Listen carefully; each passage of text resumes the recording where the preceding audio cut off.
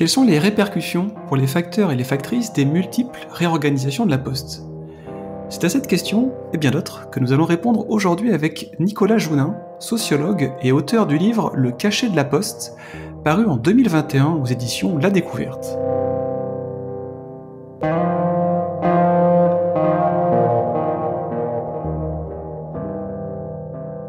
Bonjour Nicolas. Bonjour. Pour écrire votre ouvrage Le cachet de la Poste, vous avez travaillé plusieurs mois comme facteur. À quoi vous attendiez-vous et qu'est-ce qui vous a le plus surpris dans l'exercice de ce métier? Alors moi, je connaissais déjà un petit peu la Poste parce que j'avais mené des enquêtes auprès de facteurs pendant plusieurs années. Donc j'avais déjà interviewé des dizaines de facteurs, accompagné certains d'entre eux sur leur tournée.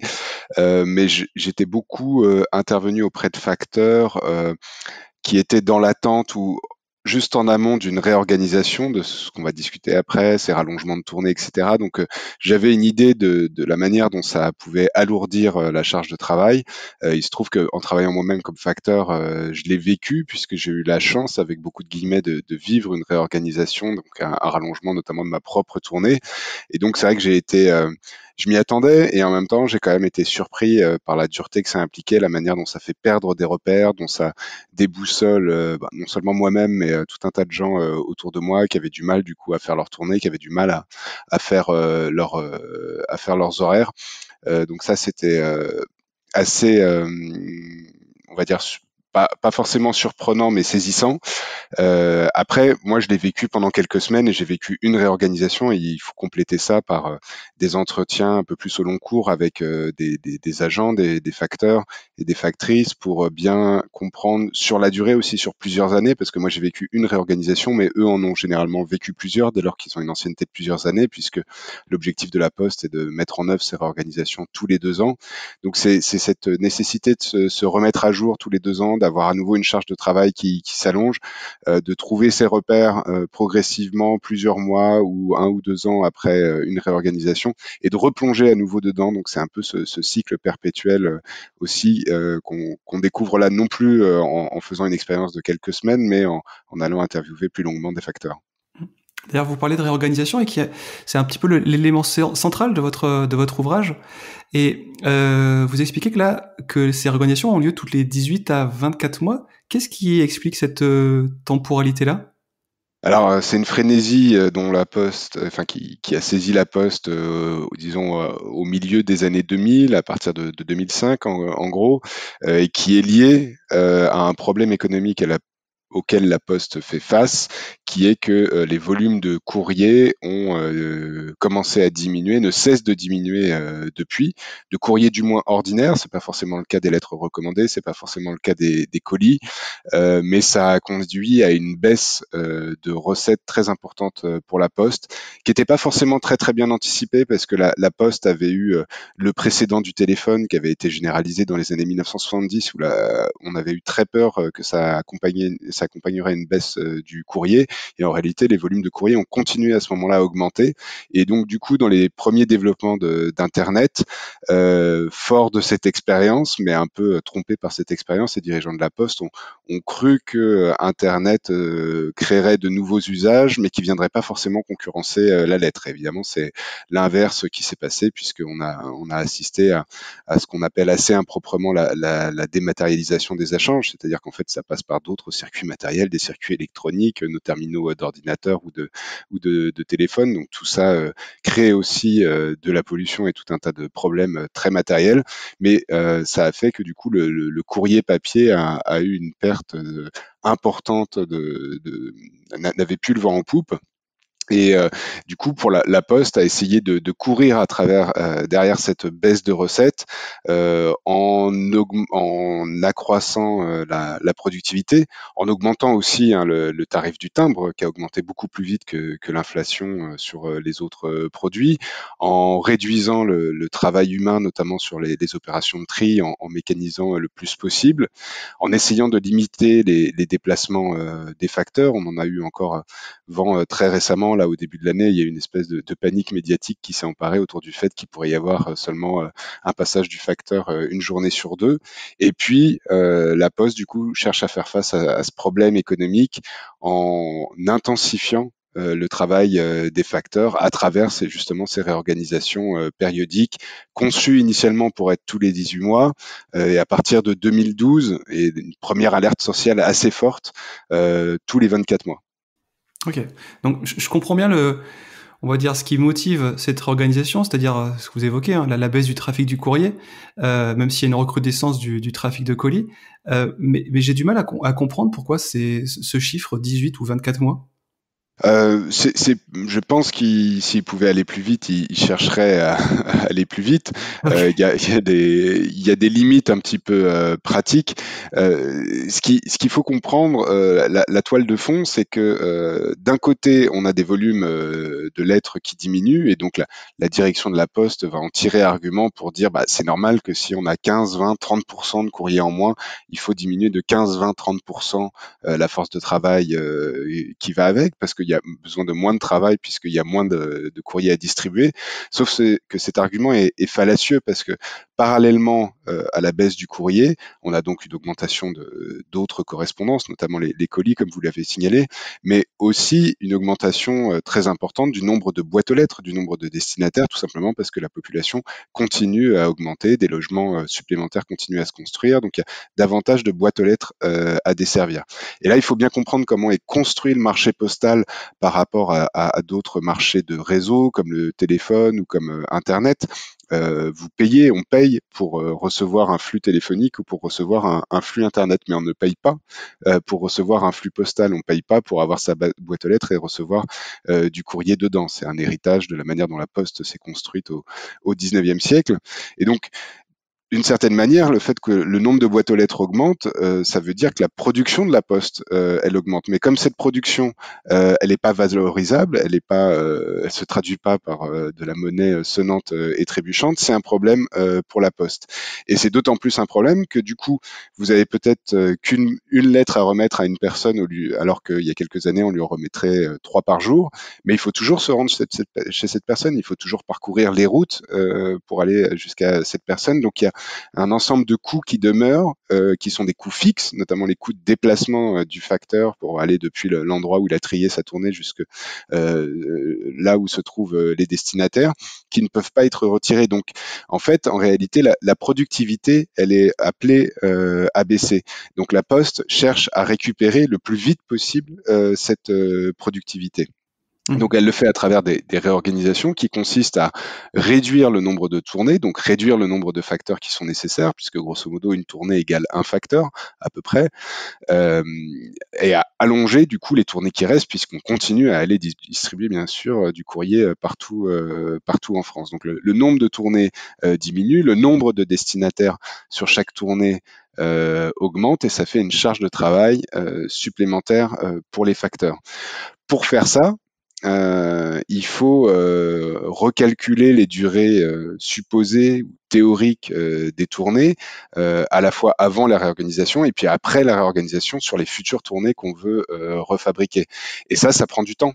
Ça peut pas se faire complètement à toute vitesse, même si ça se fait déjà très rapidement et beaucoup plus rapidement que ce qui avait cours au XXe siècle, puisqu'on revoyait une tournée tous les 5, 10, voire 15 ans, puisqu'il n'y avait pas la même nécessité économique, et qu'à l'époque, on procédait de manière beaucoup plus artisanale à travers ce que la Poste appelait des vérificateurs, qui étaient des chronométreurs, donc dans une logique assez taylorienne, des chronométreurs allaient sur les tournées, accompagner des facteurs et chronométrer le temps supposément nécessaire à les réaliser. Donc ça générait beaucoup de conflits, les facteurs estimaient que les vérificateurs comptaient pas forcément très bien ou ne comptaient pas toutes les opérations, mais en même temps il y avait quand même une espèce d'arrimage au travail réel. Et ces chronométreurs, à la différence de chronométreurs d'usine qui vont chronométrer une opération et puis dire que toutes les opérations analogues ont la même durée, ces chronométreurs étaient obligés d'accompagner chaque tournée, parce que la durée d'une tournée, elle est différente en fonction des distances à parcourir, du nombre de boîtes aux lettres, de la concentration des boîtes aux lettres. Est-ce qu'on est plutôt sur de l'habitat collectif, de l'habitat individuel, sur les spécificités de la zone, est-ce que c'est plat, est-ce qu'il y a du relief, des choses comme ça. Et donc c'était très long de revoir une à une toutes les tournées. Enfin, c'était des dizaines de milliers de tournées. Aujourd'hui, on est tombé à 55 000 à peu près. C'était très très long. Aujourd'hui, c'est fait de manière beaucoup plus automatisée par ordinateur, mais même ainsi, ça demande quand même un certain temps. Et donc, les vérificateurs ont disparu. Ils ont été remplacés par ceux qu'on appelle des organisateurs. Et les organisateurs donc ne vont plus accompagner les facteurs, ils ne sont plus derrière eux à regarder comment ça se passe sur le terrain.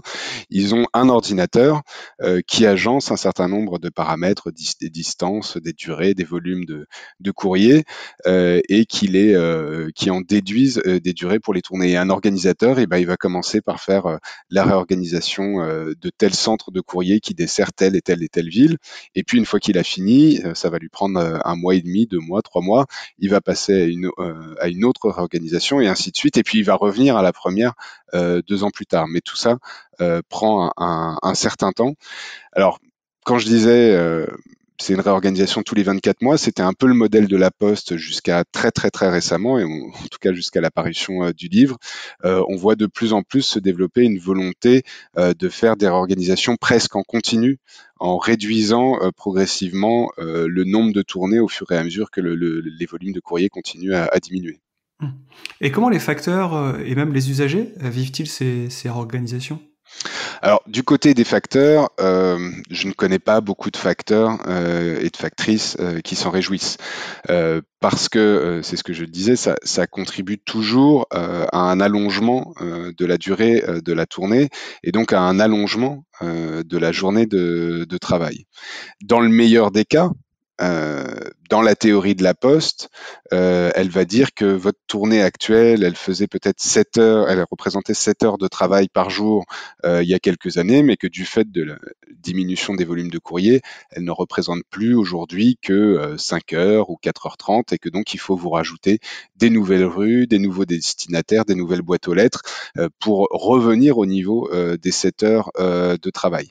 Donc, si c'était vrai, de toute façon, ça représente bien un alourdissement de la charge de travail, mais comparativement à un allègement antérieur qui serait constitué, qui serait creusé progressivement au fil de la diminution du courrier. Donc ça, de toute façon, c'est toujours un alourdissement de la charge de travail qui, en théorie, devrait vous ramener simplement aux 35 heures alors que vous n'y étiez plus. Le problème, c'est que dans la pratique, beaucoup de facteurs et de factrices estiment, et je pense avec un certain nombre d'arguments percutants et que j'ai essayé de prolonger moi-même en allant un petit peu creuser dans la machine même qu'utilise la Poste pour évaluer les durées des tournées, beaucoup de facteurs et de factrices estiment que les durées produites par la Poste et produites par son algorithme sous-estiment la charge de travail réelle sur les tournées. Et donc une réorganisation, ça veut dire bien souvent pour beaucoup de factrices et de facteurs qu'une fois qu'on bascule dans la nouvelle organisation, dans les nouvelles tournées rallongées, on va plus pas avoir pile poil 7 heures de travail comme le prévoit la théorie de la Poste, mais plutôt 7h30, 8h, 9h, 10h suivant la difficulté de la tournée. Ou bien, si on ne veut pas s'astreindre à de tels dépassements horaires, à un tel allongement de la journée, parce qu'on a d'autres contraintes, il faut aller chercher les enfants ou je ne sais quoi, eh bien ça veut dire qu'on abîme le travail, on sabote le travail, on va pas distribuer tout le courrier par exemple, ou alors on va mal le faire. Et... Oui, pardon, je vous ai coupé. Ça, c'est pour les facteurs. Et du coup, du côté des usagers, dans l'hypothèse où les facteurs optent plutôt pour cette seconde option, c'est-à-dire de ne pas trop se pénaliser eux-mêmes à travers des prises de risques insensées pour aller plus vite ou des dépassements horaires très très importants, tout ce qui reste, c'est une dégradation de la qualité de service. Et ça, évidemment, les usagers le ressentent. Ce qui m'amène plusieurs questions. C'est-à-dire que si à la fois l'usager ou les usagers ne sont pas satisfaits, si les facteurs et les factrices ne sont pas satisfaits de ces organisations, qu'est-ce qui pousse la Poste à continuer à les mettre en place ? Cette contradiction économique que je soulevais plus tôt, c'est-à-dire que la Poste, c'est une société anonyme depuis 2010, qui continue à n'avoir qu'un seul actionnaire qui est l'État, mais un actionnaire, alors maintenant indirectement pour les 2 tiers par la Caisse des dépôts et consignations, mais ça reste l'État, mais un actionnaire qui demande assez classiquement à ce que l'entreprise ne soit pas déficitaire, voire continue à dégager des bénéfices. Ce qui est le cas de la Poste, avec une relative et assez remarquable stabilité des bénéfices bénéfices dégagés depuis 10-15 ans, alors qu'encore une fois, la baisse du courrier devrait amener le résultat inverse. On est clairement dans une période qui n'est pas favorable à faire du bénéfice sur le courrier parce qu'il faut toujours se déplacer pour aller remettre du courrier maintenant à 40 millions de boîtes alors qu'on était plutôt à 33-34 millions il y a une quinzaine d'années et parcourir toutes les routes de France qui sont d'ailleurs plus nombreuses, il y a plus de rues, il y a plus de distance à parcourir. Donc les raisons de faire du profit ont plutôt tendance à diminuer alors que l'objectif de l'entreprise est de continuer à en faire. Alors l'entreprise dira par ailleurs que son objectif c'est de continuer à fournir de l'emploi et faire en sorte que la poste ne disparaisse pas corps et biens avec le courrier qui est en train de diminuer férocement. Mais du côté des facteurs et des factrices, la perception que toutes ces réorganisations seraient faites pour eux, pour elles, dans leur intérêt, n'est pas vraiment partagée. D'accord. Et vous parliez de l'alourdissement de la charge de travail des facteurs et des factrices, mais également, est-ce que ça s'accompagne pas d'un alourdissement du poids de ce qu'ils portent? Parce que il y a quand même une recrudescence du trafic des colis. Oui, alors on a les facteurs, hein, ils distribuent principalement soit en voiture, soit en vélo. Et puis après, plus marginalement, à travers d'autres modes de locomotion, on a des tournées piétonnes. Bah, par exemple, à Paris, les tournées sont piétonnes, où on peut avoir des formes de scooters à 3 roues qui permettent d'avoir un emport un peu plus important que le vélo, mais moins important que la voiture. Pour les factrices et les facteurs en voiture, là, typiquement, eux, ils sont touchés par le ciseau des courbes entre d'un côté une baisse très importante des objets ordinaires, des lettres simples, qui prennent pas beaucoup de place, mais qui étant de moins en moins nombreuses, justifient un allongement des tournées. Et puis de l'autre côté, une augmentation du nombre du nombre de colis qui fait que même si on était resté sur un périmètre, sur une tournée inchangée en termes de distance et de nombre de destinataires, bah, on aurait une augmentation du coût de la manutention associée, d'autant plus importante que du coup ça devient de plus en plus difficile de bien les ranger, de les caler, de les faire rentrer dans l'utilitaire. Mais en plus, cette augmentation est d'autant plus forte que la tournée est rallongée. Ça, c'est plutôt pour les facteurs périurbains et ruraux qui sont en voiture. Et puis pour les facteurs à vélo, donc qui constituent la majorité des facteurs urbains, le poids, il se manifeste pas tellement à travers les colis, puisque les colis, ils en ont très peu. Ce sont du coup la distribution des colis est assurée là par des voies les voies de la sous-traitance et une précarisation extrême des agents qui le font, qui sont même plus des agents du coup de la Poste. Mais du coup, pour les facteurs à vélo, ils ont d'un côté, alors quand même un alourdissement à travers tous les petits colis, ce qu'on appelle les petits paquets internationaux, toutes les petits objets qu'on peut acheter sur Internet et qui se retrouvent mélangés comme ça à la lettre ordinaire. Et puis à côté de ça, les recommandés dont le volume est à peu près stable pour l'instant et depuis plusieurs années.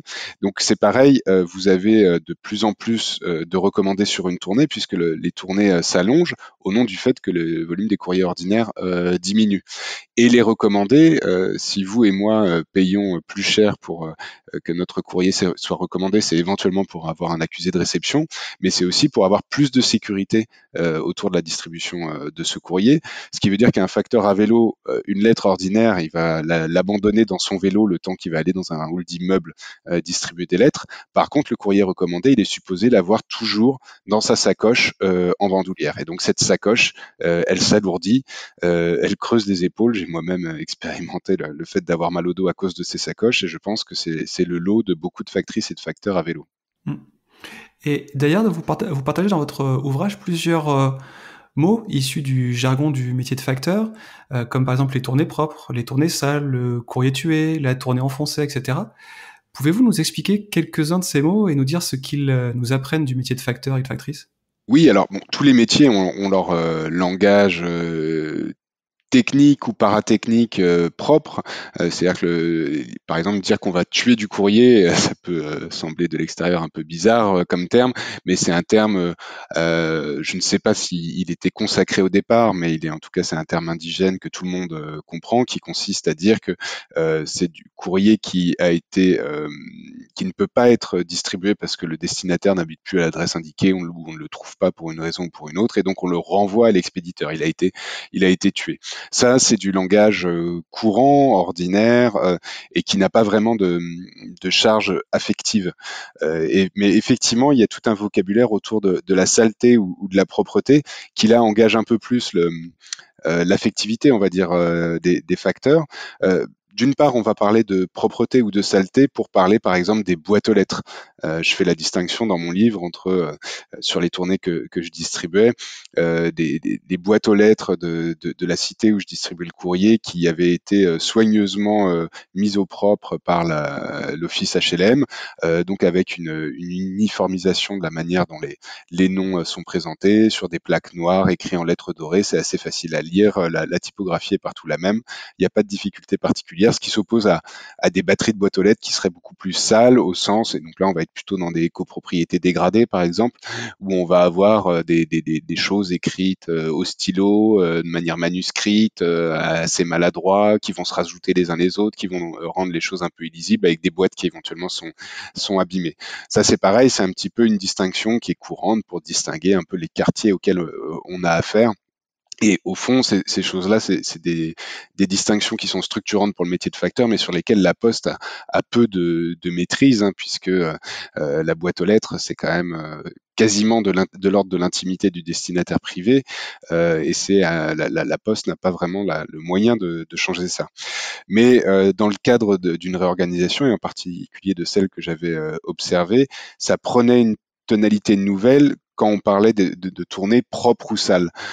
Avant la réorganisation, la plupart des tournées parvenaient à rester propres au sens où on arrivait à distribuer l'ensemble du courrier qui se trouvait sur la tournée et donc qui parvenait à l'ensemble des destinataires de la tournée. Et ça se matérialisait chaque matin par le fait que un casier de tri dans lequel un facteur va trier sa tournée, il apparaissait comme propre, c'est-à-dire qu'il était quasiment vide. Il restait que quelques lettres qu'on avait remises là parce qu'on n'avait pas pu les distribuer la veille, parce qu'on n'avait pas trouvé le destinataire et qu'on voulait redonner une seconde chance à la lettre. Mais sorti de ces 2-3 lettres, il n'y avait pas grand-chose. Le casier était propre et la tournée l'était aussi. Ce qui se passe après la réorganisation, et je pense que c'est ce que j'ai vécu dans ce bureau-là est valable dans beaucoup d'autres bureaux, et je l'ai vu dans d'autres bureaux également, c'est des tournées et des positions de tri où s'accumule le courrier en retard, où s'accumulent des liasses de courrier qui éventuellement sont entassées les unes sur les autres et qui manifestent le retard accumulé, le fait qu'on n'arrive pas à écouler l'ensemble du flux de courrier qui arrive tous les jours, justement parce que les tournées ont été rallongées à outrance et que ça n'est plus possible de respecter le rythme. Et c'est comme ça que moi je me suis retrouvé par exemple à distribuer des quotidiens datés de la semaine dernière parce que ils avaient été stockés, empilés là au fil des jours et n'avaient jamais pu être distribués.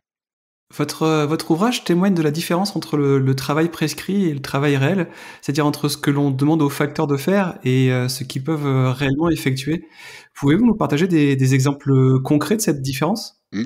Alors, c'est une espèce de tarte à la crème, c'est de l'ergonomie ou de la sociologie du travail, c'est presque un postulat de départ. Il y a toujours un écart entre la prescription et le réel, entre la tâche telle qu'elle est fixée dans la planification imaginée par ceux qui pensent le travail, et puis ce que doivent faire réellement et ce que doivent mettre en œuvre pour de vrai les opérateurs qui font le travail, qui exécutent le travail qui a été pensé par les précédents. Donc il faut toujours y mettre du sien dans le travail pour que ça marche, parce que la prescription ne suffit jamais entièrement. Et c'est pour ça que c'est assez rare, mais quand c'est mis en œuvre, ce qu'on appelle la grève du zèle peut être efficace. La grève du zèle, c'est justement respecter, ça n'est pas comme la grève classique, arrêter de travailler, c'est travailler, mais travailler en respectant la lettre des prescriptions. Et bien souvent, quand on respecte toutes les règles et toutes les prescriptions, eh bien la production ne sort plus. on n'y arrive plus, ou alors elle sort de manière entravée et ralentie. Donc ce décalage entre le travail prescrit et le travail réel, je pense qu'il existe partout.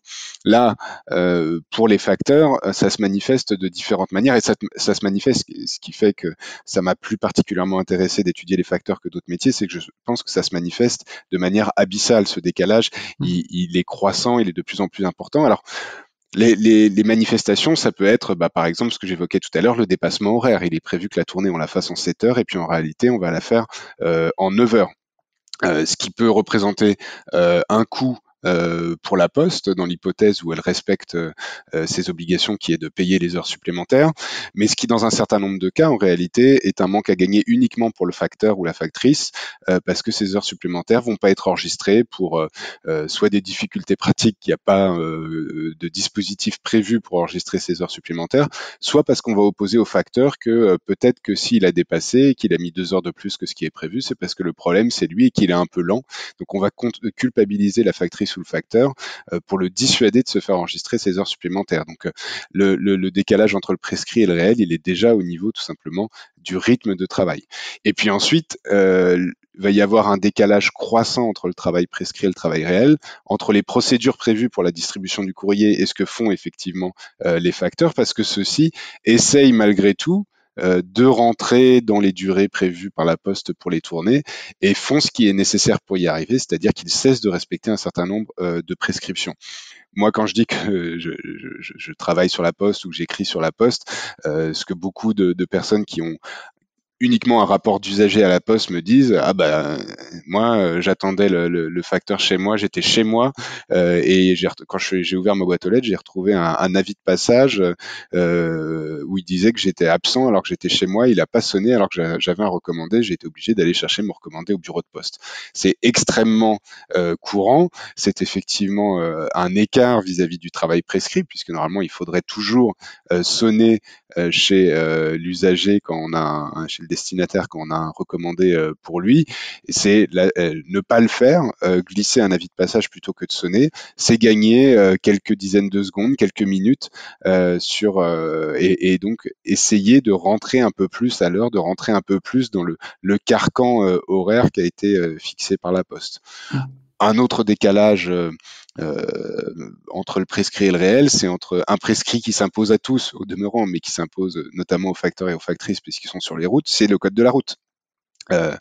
Vous ne pouvez pas faire votre travail de factrice ou de facteur a fortiori dans les durées et avec les cadences qui sont fixées par la Poste, tout en respectant le code de la route. Donc si vous êtes cycliste, si vous êtes facteur cycliste, vous roulerez sur les trottoirs. Si vous êtes facteur en voiture, il y a tout un tas de règles, ne serait-ce que de limitations de vitesse, que probablement vous ne respecterez pas. Sinon, de toute façon, vous n'arriverez pas à tenir les temps qui vous ont été imposés. Vous évoquiez tout à l'heure la présence de chronométeurs, de vérificateurs il y a plusieurs années au sein de la Poste, et donc cette approche, on va dire cette logique taylorienne qu'il y avait. Seulement cette logique ne semble pas avoir disparu, comme vous l'évoquez tout à l'heure. Il y a ceux qui pensent les tournées et ceux qui les effectuent. Et d'ailleurs vous-même vous consacrez plusieurs pages à une sorte de dialogue imaginaire entre vous et Frederick Taylor. Mais est-ce que pour vous, cette approche dite scientifique du travail est à l'origine de cet écart grandissant entre le travail prescrit et le travail réel, et à l'origine des difficultés du quotidien des facteurs et des factrices? Alors oui, je me permettrai de faire un petit détour pour dire par quoi ont été décrire peut-être un peu plus précisément par quoi ont été remplacés ces vérificateurs. Je disais rapidement avec le terme un peu galvaudé des fois d'algorithme, c'est-à-dire que vous avez un logiciel qui indique à partir de données d'entrée qu'on lui donne les durées théoriques des tournées, que ce soit celles des tournées actuelles avant qu'on les réorganise et qu'on les rallonge ou qu'on les redécoupe, ou des tournées futures. C'est le même logiciel qu'on utilise. L'important n'est pas la nature du logiciel en tant que tel. Pendant longtemps, ça a été quelques macros sous Excel. Maintenant, c'est un logiciel qui propose une représentation cartographique et qui fait des calculs plus rapidement, mais la logique est toujours la même et l'important est plus dans les données d'entrée qu'on va donner au logiciel.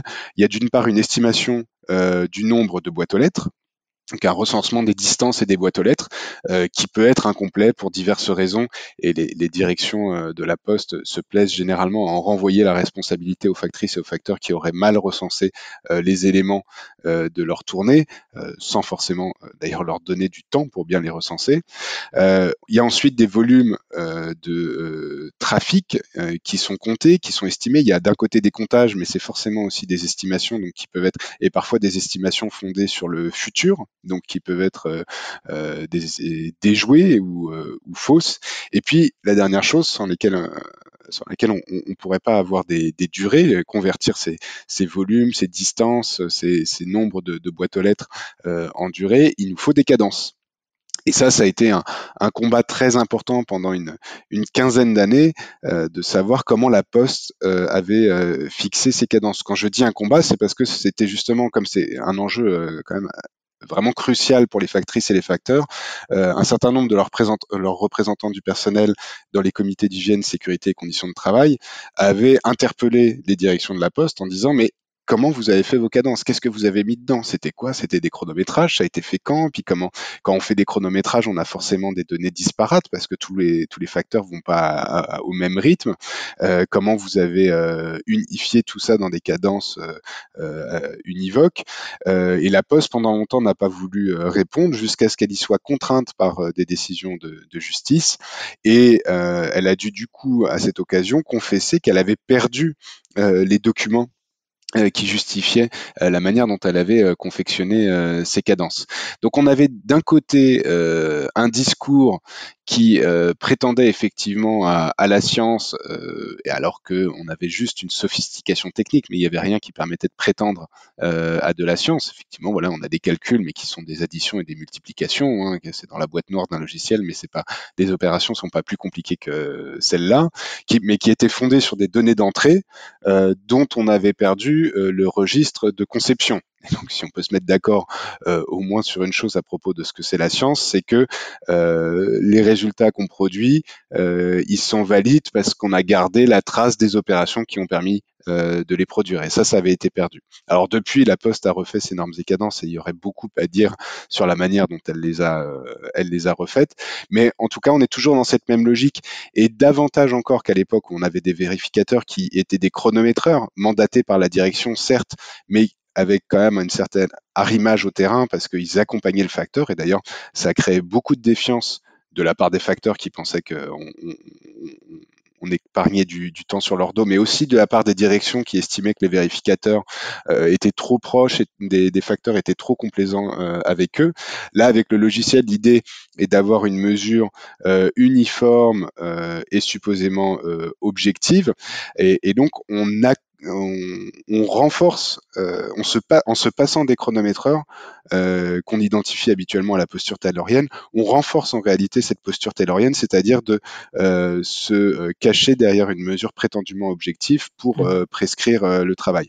Et c'est vrai que c'est pour ça que je me suis beaucoup plongé je me suis plongé dans les œuvres complètes de Taylor, donc que j'utilise effectivement à travers ce dialogue imaginaire qui accompagne l'enquête autour de la Poste, pour montrer qu'on est pleinement dans une logique taylorienne, puisque lui-même avait cette idée, qui d'ailleurs avait été poursuivie dans les années 30, 40, et puis dans le reste du XXe siècle par d'autres ingénieurs dans l'industrie, cette idée que au bout d'un moment, on aurait si bien chronométré et décomposé les différents mouvements humains et attribué à chacun d'eux une durée qu'il n'y aurait plus besoin de chronométrer des opérations. Il suffirait juste de prédire la durée nécessaire à faire telle ou telle opération, simplement en additionnant tous les petits mouvements qui composent cette opération et en additionnant les durées qui vont avec. Donc on est clairement dans une logique taylorienne. Et le fait de raccrocher ça à une logique taylorienne, d'une part, je le faisais parce que je pense que ça fait sens, qu'on est clairement là-dedans. Voilà, l'idée de, on adosse une prescription unilatérale et despotique à un référent qui est supposé être indiscutable, qui est la science, et puis qui s'effrite dès lors qu'on essaie de le gratter un peu et de voir ce qu'il y a derrière. Et du coup, c'était une manière aussi de relativiser ce qu'on peut trouver dans d'autres études sociologiques contemporaines qui ont un peu trop tendance, je trouve parfois, à accentuer la nouveauté de ce qui se joue sous nos yeux dans certaines organisations du travail. Il y a peut-être des accentuations, il y a peut-être des glissements, et clairement, il y a des transformations très fortes à la Poste depuis une quinzaine d'années, mais qui rejoue une partition qui est quand même assez ancienne, et qui, de mon point de vue, est une partition taylorienne, et il n'y a pas besoin forcément d'inventer des nouveaux mots ou des nouveaux concepts pour décrire ce qui s'y passe, quand bien même on aurait affaire à des algorithmes, et donc là, quand on parle d'algorithmes, on a l'impression de parler de quelque chose de très nouveau, mais c'était déjà présent dans la pensée de Taylor, et c'est pas parce qu'on a aujourd'hui la puissance des ordinateurs, la puissance de calcul des ordinateurs pour donner plus de puissance et plus de corps à cette idée que l'idée n'était pas présente et ne cherchait pas déjà à gouverner les organisations de travail. Merci Nicolas. Merci à vous.